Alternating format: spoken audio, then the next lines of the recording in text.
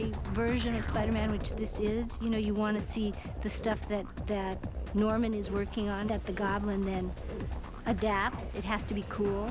So he has the glider, which is this, you know, personal transport system.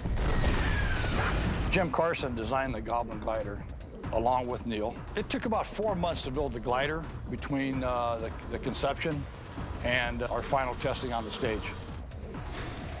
The original concept that Sam Raimi wanted to keep was that it was much like a snowboard, a flying snowboard, that kind of thing. Kind of hip, kind of cool. We're trying to just go blue sky and come out with a lot of different concepts. Sam kind of channeled us in more towards the original glider that's in the comic book as far as the feel. And what that is essentially is a rocket tube with a couple of these kind of bat wings that look like they're made out of 2x4s. So what we attempted to do is still stay true to that, so it was still the Goblin glider that you see in the comics, just updated and a little cooler. And what I originally did is I did just old-fashioned pencil sketch of it for the original design and painted it in the computer. It was quite a complicated rig to design this thing that would fold and open up and fly without anybody getting hurt on it. The bindings we're using are basically a modified snowboard binding. These are like a step-in clicker style system, and then they've got a little ball rotator on the bottom of it so it can pivot around and kind of do the whole 9 yards. And then these are the really sharp and menacing spears. And then we've got pumpkin bombs that shoot out the top. These guys will pop out of here, and he catches them and then throws them for destruction. Out, am I? We've got machine guns that come out of these two doors right here. Then we've got a rocket in the center. This thing is actuated and actually will, on one of the shots, pops out.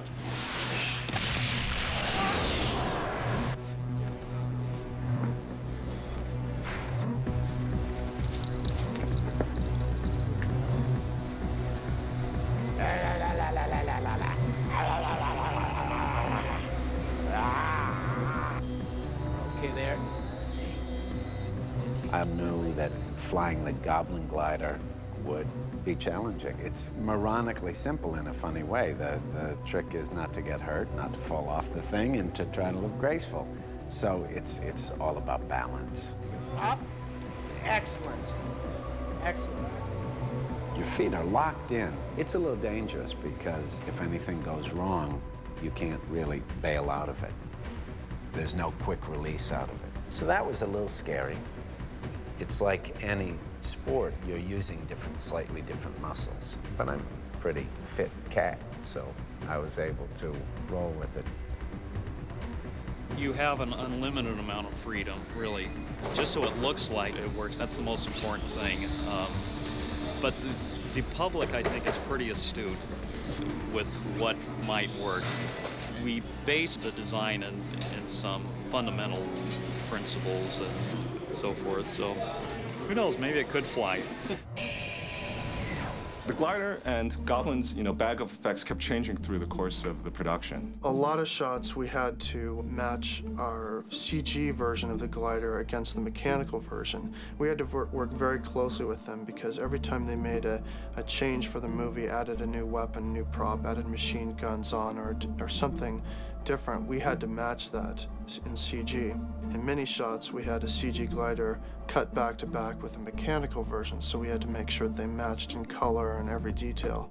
However, there's a little bit of variances that we've got between our CG model versus what they built on stage. And a lot of it is, sometimes design changes over the course of the movie, or physically there's some limitations to what they can physically build on a glider. This shot here illustrates one of those cases. Spider-Man's got his spidey sense going, and he realizes there's some impending danger, and it's coming from the glider. The glider's got these prongs that fork out and are intended to impale him. That was sort of a design change that happened from the movie. The blades themselves kept evolving over the course of the movie, and so rather than the physical production guys constantly keep building and rebuilding this, it was a lot easier for us to do it digitally.